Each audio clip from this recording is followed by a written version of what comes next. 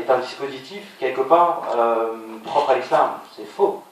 Al-Banka Islamia, j'ai jamais vu ni dans le Coran, ni dans le Hadith, etc. C'est une invention humaine qui a été faite dans un concours de circonstances historiques, etc. Et désolé, moi je suis pas banquier, donc je me permets une certaine liberté. C'est un outil de domination des peuples. La banque, en tout cas la façon dont elle a été conçue, avec la monnaie, avec l'argent, clairement c'est un moyen d'influencer, etc. Donc réduire la finance islamique et la banque islamique, c'est déjà se tromper, et c'est certainement une des erreurs qu'on a faites collectivement, que ce soit depuis la création en 75, etc., d'avoir toujours de se focaliser sur la banque, le côté bancaire.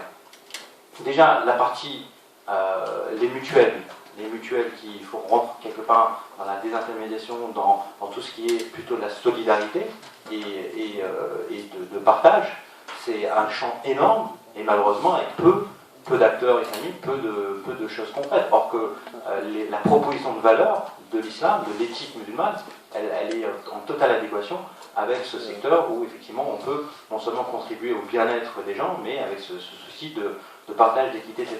Et l'autre chose, justement, qui est important, surtout nous, nouvelle génération, pour l'avenir, c'est non seulement de sortir des schémas qu'on essaie de nous imposer de la banque, c'est d'aller vers la désintermédiation. Et qu'est-ce qu'il y a comme désintermédiation? Il y a soit les marchés boursiers et financiers, on peut ne pas être d'accord que c'est la forme la plus éthique, parce que finalement l'inverse s'est produit, c'est-à-dire qu'à force de vouloir trop de liberté et soi-disant une concurrence pure et parfaite, mais finalement c'est des comportements sauvages qui prennent le dessus avec les spéculations, etc. Mais donc c'est de sortir de la banque, sortir de la bourse et aller dans l'économie réelle. Et la meilleure forme d'économie réelle, c'est, comme on l'a vu depuis tout à l'heure, de quoi on parle, d'achat et de revente, c'est-à-dire déjà c'est le commerce. Finalement, si on revient à des choses basiques, concrètes, j'ai une capacité de production, je suis détenteur du travail, j'ai besoin de capitaux, on essaie de faire un rapprochement tout simple. Un commerçant, finalement, c'est le meilleur banquier islamique.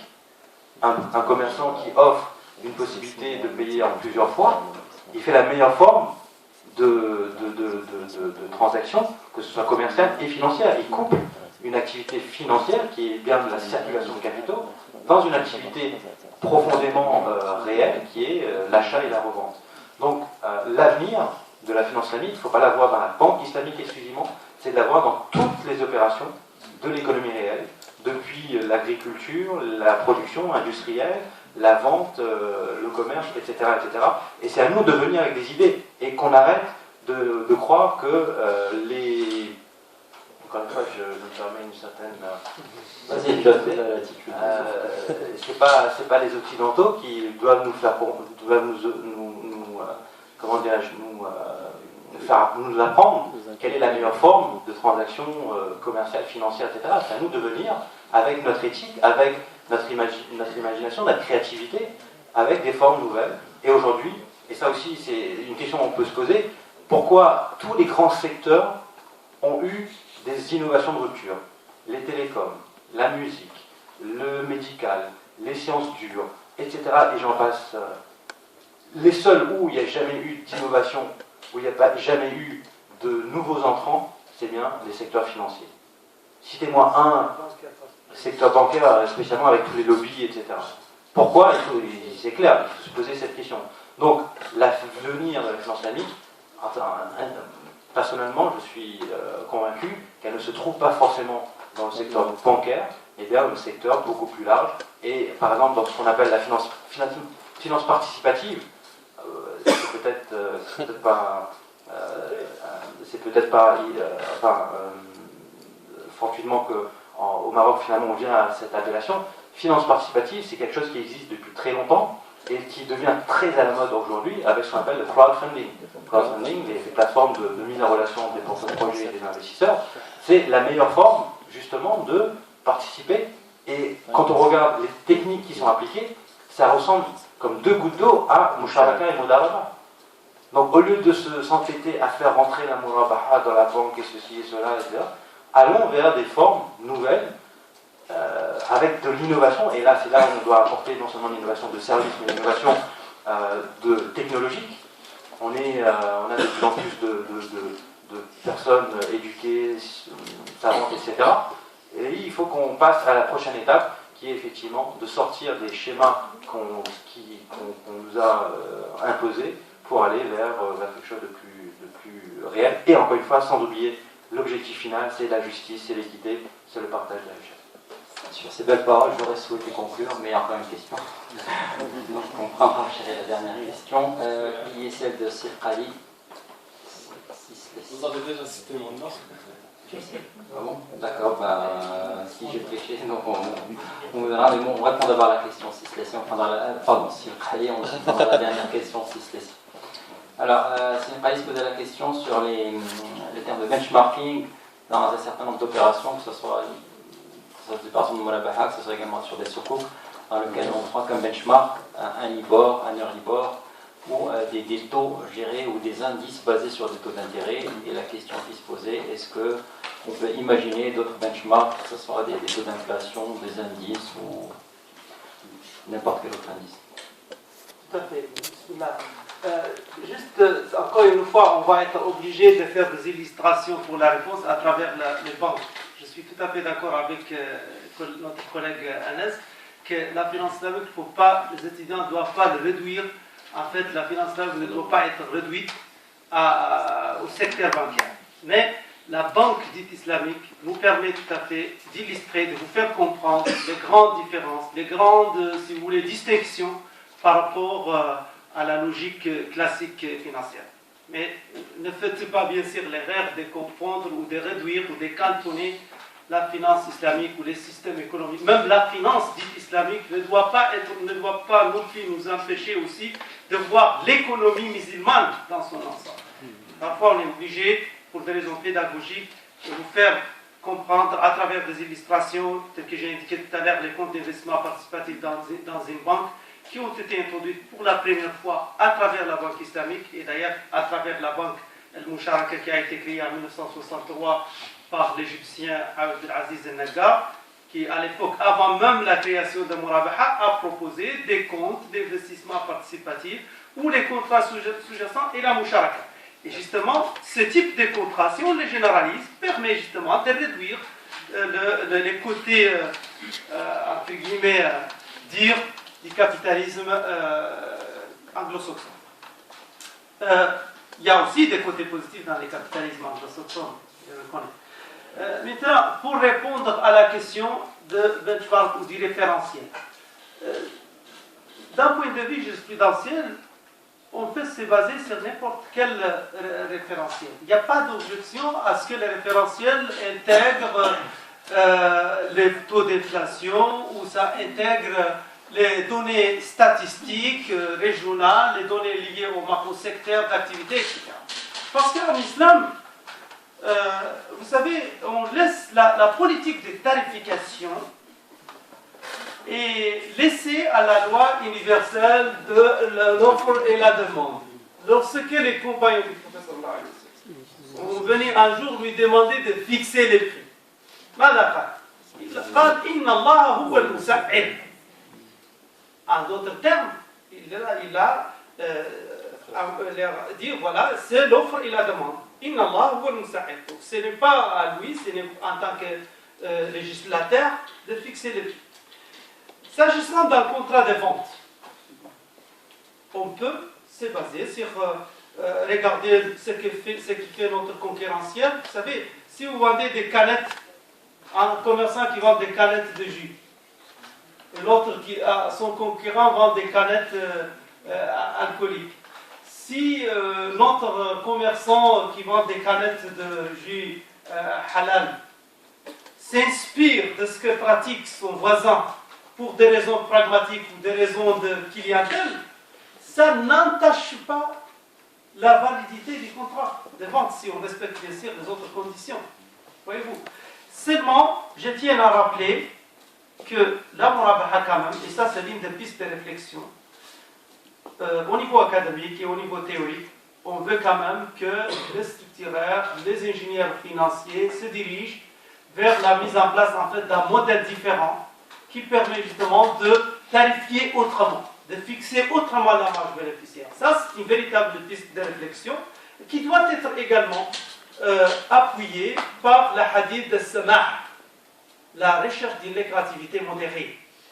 الرسول صلى الله عليه وسلم يقول رحم الله عبدا سمحا إذا باع سمحا إذا اشترى سمحا إذا قضى سمحا إذا اقتضى. Donc cet esprit de bienveillance et de l'ancrage dans l'économie réelle, ces idées-là doivent inciter nos mathématiciens, nos structuraires, nos ingénieurs financiers à proposer de nouveaux modèles. On ne doit pas rester dans l'imitation avec de ce qui se pratique dans la finance conventionnelle. Voilà, donc la dernière question, si c'est laissé. Je reviens juste à la question de Mme Raoul pour la cessation de paiement. Est-ce que ce qui se passe vraiment en France, est-ce qu'il y a ce mariage entre l'assurance et la murabaha immobilière, c'est-à-dire en cas de décès, qui va supporter le... Est-ce que les ayants droit ont le droit de garder le bien, ou c'est l'assurance Et si c'est le cas, il y a une assurance, comment le prix les déterminer? Est-ce qu'en fonction du coût de revient plus la marge, ou sur le prix initial? Merci. Et un point d'interrogation pour M. Patel, le 570.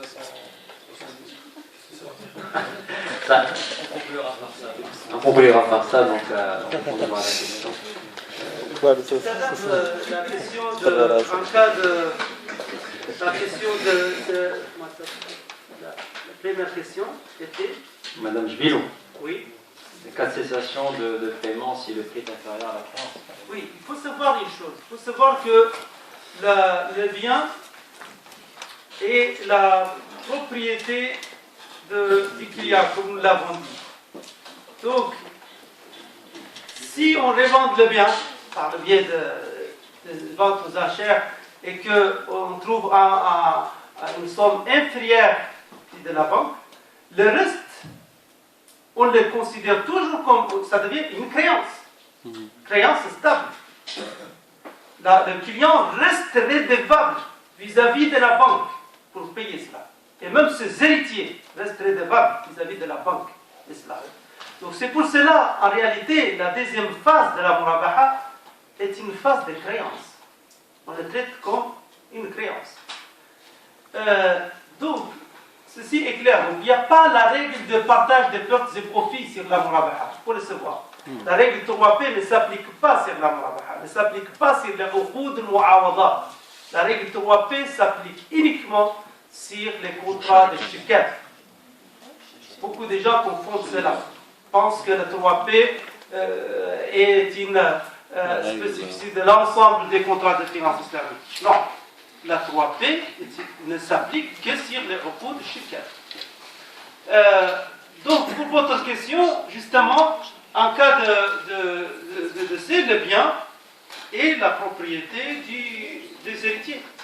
On applique le miracle pour eux. Ce n'est pas, mais pas d'objection aussi à faire des assurances. Enfin, je ne sais pas à l'heure actuelle à faire appel à d'assurance s'il y a assurance tekaful, bien sûr. Et jusqu'à maintenant en France, on n'a pas encore une offre tekaful, assurance islamique sur les marchés. Et ça explique entre autres pourquoi la banque sans citer encore une fois, la banque a préféré, parce que je ne veux pas faire, on ne doit pas faire la publicité de certaines institutions, vous pouvez le comprendre, mais à part moi de le citer, a choisi de fixer le financement à une durée de 10 ans, ce qui reste en fait quand même générable et pour éviter de se trouver ou minimiser les risques de se trouver face à une situation de ce genre. Laisse-nous donner encore des éléments parce qu'il y a un que nous, pour éviter les conflits d'intérêts, on n'est pas en réaction directe avec la banque en question. Effectivement, juste une analyse de gestion des risques et statistique, c'est qu'en moyenne, les gens restent propriétaires à peu près 7-8 ans en France, c'est-à-dire même s'ils sont des crédits 15-20 ans, mais ils changent, les modes de vie changent, donc ils vendent leurs biens, et ils remboursent leur crédit au bout de 7-8 ans, et la banque a décidé que sur 10 ans, c'est un risque acceptable. La seule chose qu'on peut dire, c'est qu'il faut qu'on travaille sur du takaful, donc à nous tous de faire aboutir des projets de takaful dans les pays arabes, mais aussi les pays européens, Inch'Allah. 560. Ah, 570. 570, alors, on est un peu barbu, donc on essaie de faire des choses un peu... Alors, non, 570, c'est une date symbolique, c'est l'année de naissance de Rasulullah, 570. Il a eu la prophétie en 610, à 40 ans, donc il est né en 570, donc pour nous c'était jouer sur cette date de renaissance, et comme j'ai appelé un peu tout à l'heure, à penser en dehors des cadres figés de la finance, de la banque. Donc on essaie d'apporter un regard nouveau sur la finance. Et en même temps, 5-7-0, 5 c'est pour renvoyer vers les 5 piliers de l'islam, mais aussi les 5 principes de la finance islamique. 7 c'est 7 cieux et 7 degrés de spiritualité. Le 0 c'est comme pour dire 0 produit toxique, 0 riba. Et 0 aussi comme le chiffre arabe, l'invention de la civilisation arabo-musulmane à l'Occident. Donc on essaie de construire des ponts. Et récemment, c'est une histoire qui se poursuit. Et donc, dans 510, vous pouvez aussi voir 57. Et 57, c'est les 57 pays de l'OIC, de l'Organisation des pays islamiques. Et en même temps, 57, les pays francophones. Donc voilà, on essaie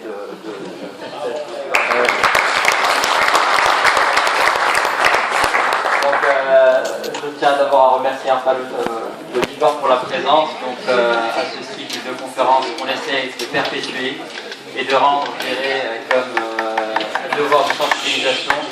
Je remercie encore une fois nos 2 conférenciers pour le temps qu'ils nous ont accordé, pour leur déplacement de Paris, en dépit d'un agenda qui est très chargé.